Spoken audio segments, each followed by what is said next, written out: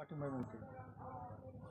कसं आहे की सगळी जनता तालुक्यातील सगळी जनता विकास नाही आहे म्हणून सर्व जनता वैतागली आहे. सामाजिक समीकरणापेक्षा जनतेला आता विकास काम कोण करणार आहे त्या त्या उमेदवाराला निवडून द्यायचं आहे. म्हणून सर्व समाजाच्या लोकांना माझ्यावर विश्वास आहे की मी हे विकास कामं आपल्या जिल्हा परिषद चिंचोली आणि नाचनवेलमधले करू शकतो. म्हणून सर्व समाजाचा पाठिंबा मला मिळत आहे. नागरिकांच्या काय अपेक्षा होत्या आपल्याबद्दल आणि आपण काय काय विकास काम केले? आपण आतापर्यंत मागील 4 वर्षामध्ये अनेक विकास कामं केले. जसं की मातोश्री पानद रस्ते असतील, शेतकऱ्याच्या जे बांधापर्यंत शेतापर्यंत जाणारा रस्ता आहे, त्यानंतर तुमच्या मातोश्री पानद रस्ता जो शेतकऱ्याच्या बांधापर्यंत शेतापर्यंत जाणारा रस्ता आहे. त्यानंतर मागील 2-3 वर्षापूर्वी ह्या तालुक्यामध्ये वैयक्तिक लाभाच्या ज्या विहिरी होत्या त्या 2 आकड्यामध्ये होत्या. त्या आपण ह्या या सर्कलमध्येच नाही संपूर्ण तालुक्यामध्ये 4,500 ते 5,000 विहिरी देण्यामध्ये यशस्वी झालो. आणि सर्कलमध्ये तर अनेक पानद रस्ते गावोगावी 5, 7, 8 रस्ते आपण देण्यामध्ये यशस्वी झालो. अनेक ठिकाणी जसं मोहरा असेल, टाकळी असेल, इथं आपण छत्रपती शिवाजी महाराजांच्या पुतळ्यासाठी शासनाकडून 10-10 लाख रुपयाचे निधी उपलब्ध करून दिले. त्यानंतर धार्मिक कामासाठी मंदिरावर पेवर ब्लॉक असतील, बाजारपट्टीमधले सिमेंट रस्ते असतील, बाजारातले छोट्या छोट्या गावांमध्ये जे भरणारे बाजार असतील तिथले सिमेंट रस्ते, गावातले सिमेंट रस्ते, नाल्या, असे अनेक कामं.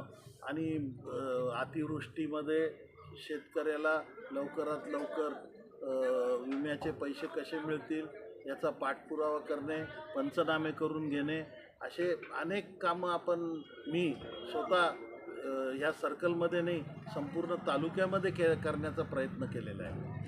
आगामी काळातील कुठलं आव्हान आहे आपल्यासमोर? कुठल्या नागरी समस्या आहेत? सर्वात आपल्या कन्नड तालुक्यामध्ये किंवा चिंचोली नाचनवेल गणामध्ये सगळ्यात मोठी समस्या ही रस्त्याची समस्या आहे. रस्त्यांना क्रमांक नाही आहे. आता मागे पाठपुरावा करून ह्या 2 वर्षामध्ये आम्ही क्रमांक टाकायला लावले. दळणवळणाचे रस्ते नाही, फक्त एक मुख्य रस्ता सोडला तर त्या मुख्य रस्त्याला जोडणारे जे रस्ते, त्या जोडणाऱ्या रस्त्याची इतकी विकट परिस्थिती आहे. आज मी फिरत असताना, मी तर जवळपास अनेक वर्षापासून तालुक्यात फिरतोय, पण छोट्या छोट्या गावांमधले जे रस्ते आहे त्यांची इतकी भयानक परिस्थिती आहे. कारण 10 ते 15 वर्षापासून तालुक्यावर जे सत्तेत आहे त्यांनीसुद्धा रस्ते केले नाही आणि जे जिल्हा परिषदमध्ये निवडून आले त्यांनी तर आज नागरिकांचं म्हणणं आहे की 5-5, 7-7 वर्षापासून येऊनसुद्धा बघितलेलं नाही. तुम्ही तुमच्या गटातील चिंचोली गटातील जनतेला काय आवाहन कराल?